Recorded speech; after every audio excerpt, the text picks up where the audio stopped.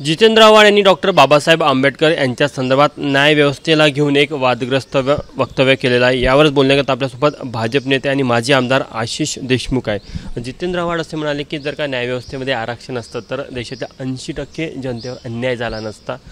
तुमचं काय मत आहे याबद्दल?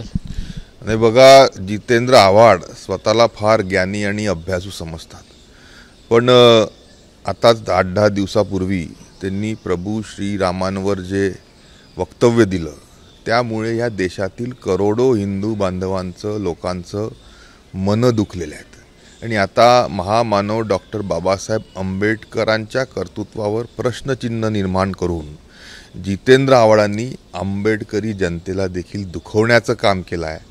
अशा या जितेंद्र आव्हाडांबद्दल नक्कीच काही बोलावं असं ते नाही आहे। कुठंतरी काहीतरी वक्तव्य करून चर्चेत राहण्याचा केविलवाना प्रयत्न जितेंद्र आव्हाड सातत्याने करतायत।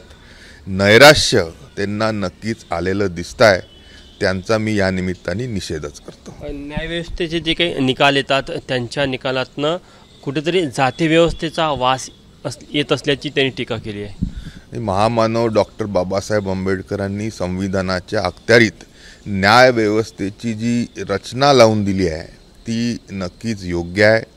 महामानव डॉक्टर बाबासाहेब आंबेडकरांपेक्षा विचारवंत हे जितेंद्र आव्हाड झाले आहेत का? जितेंद्र आव्हाडांनी अशा प्रकारचे वक्तव्य तातडीने देणं बंद करावं। कुठेतरी जितेंद्र आव्हाडांनी माफी मागावी अशा प्रकारचा सूर दिसतोय तुमचा?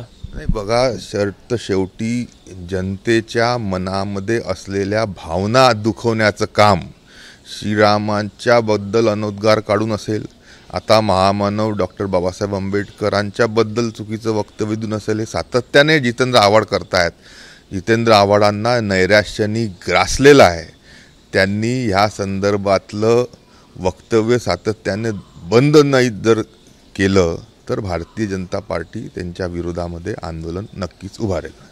ते भाजपचे नेते आणि माजी आमदार आशिष देशमुख। कॅमेरामॅन व्यंकटेश नायडूसह तुषार कोहळे, एबीपी माझा, नागपूर। एबीपी माझा, उघडा डोळे बघा नीट।